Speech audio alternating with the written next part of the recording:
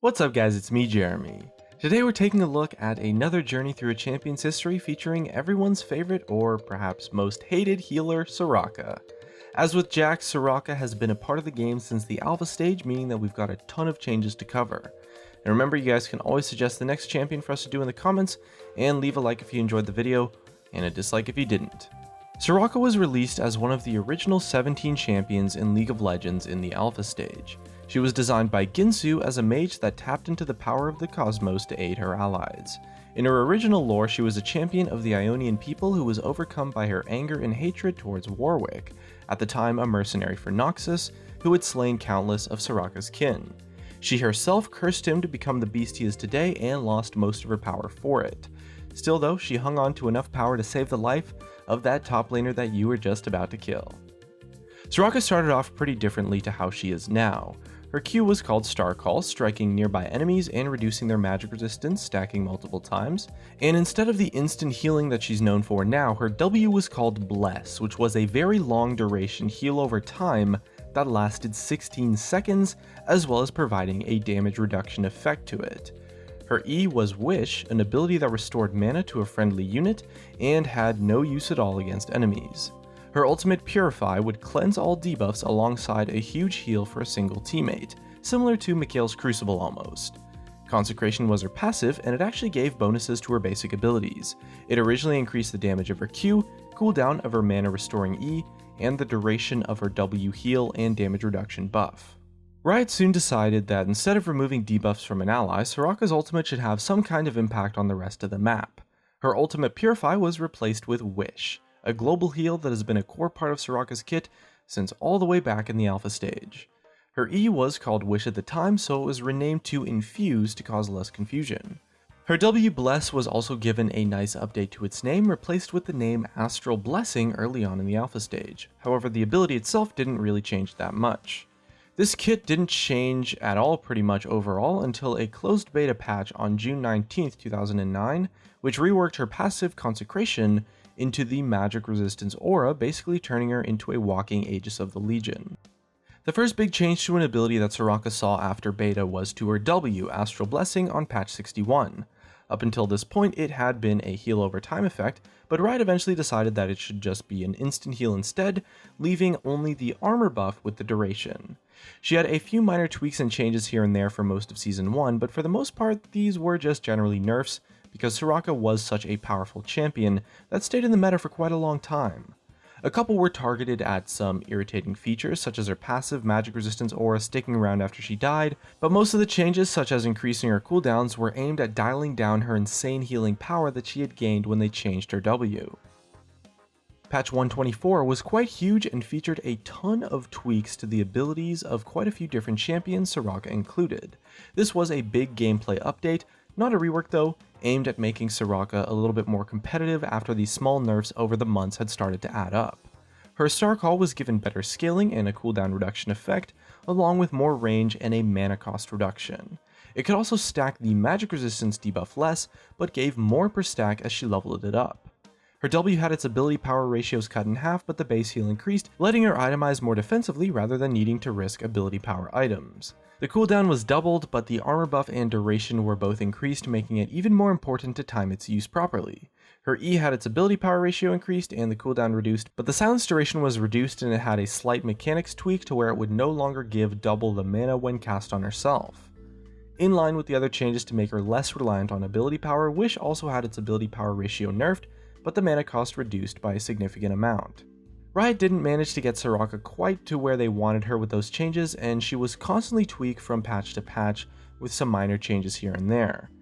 In patch 148, she received an update that had nothing to do with her gameplay though, a visual update with a revised lore to go with it.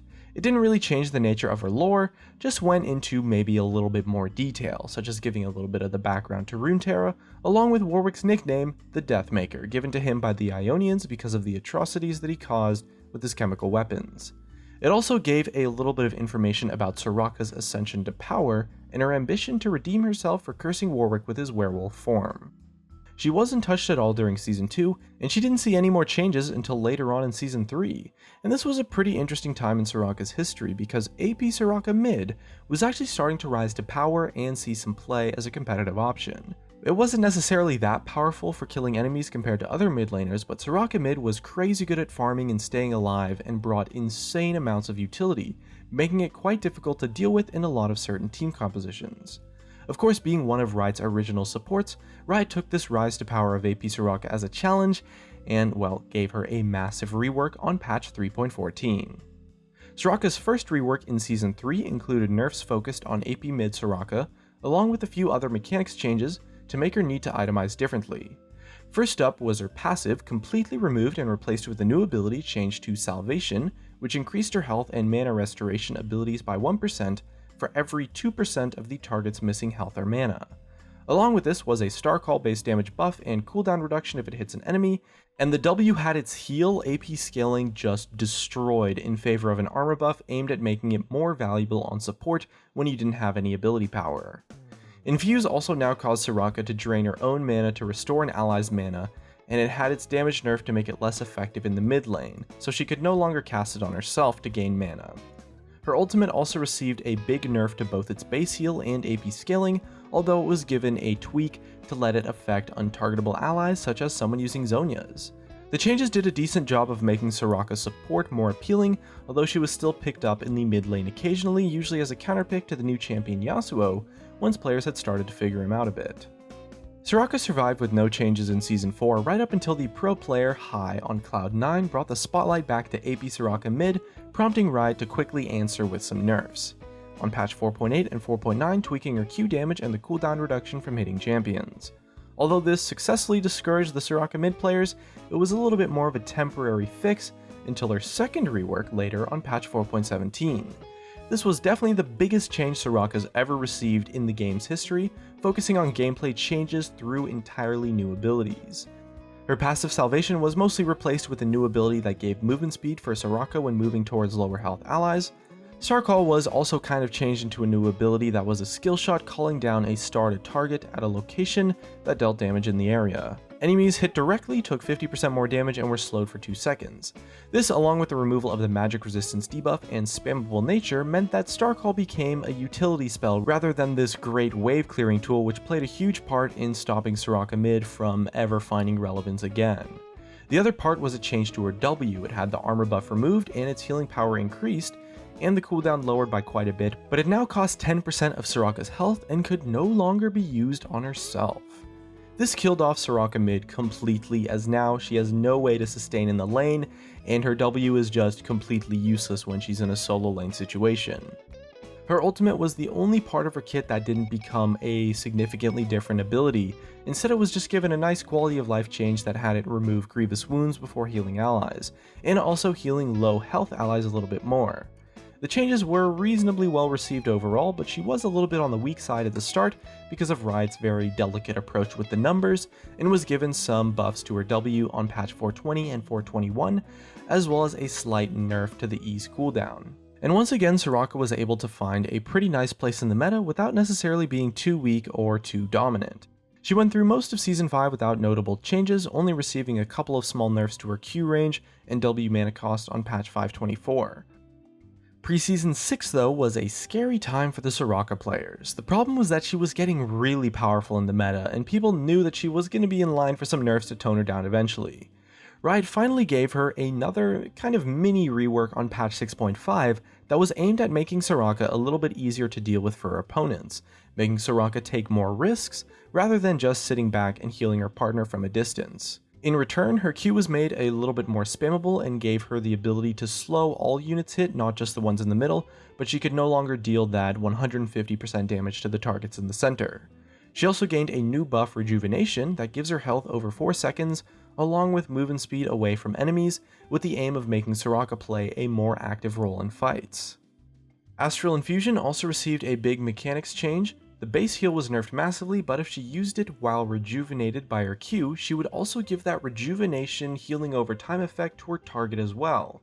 The idea was to make it so that Soraka had a little bit more of a fair gameplay pattern, having to get in and fight to get the maximum benefit from her W healing.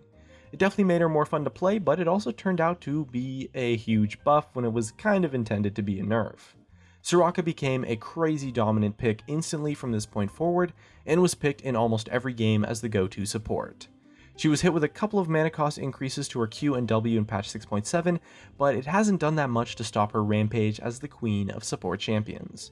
She's still quite a dominant support pick now, although since patch 6.9, she's been a little bit less annoying to play against after she saw one last nerf to her Q that cut out some of the slow percent and the movement speed buff from the rejuvenation. That was the very last change that she's seen so far, so as for the future, well, only Riot can tell. And that brings us to the end of our look into Soraka's history. She ended up having a total of, I believe, 3 gameplay updates, and quite a few tweaks over the years as Riot worked hard to find a fair spot for League's #1 healer to be. Make sure to let us know what your thoughts on her changes throughout the years are in the comments below, and looks like that's going to be it for me. If you guys enjoyed the video, drop a like, subscribe if you want. Thanks for watching, and I'll see you guys next time.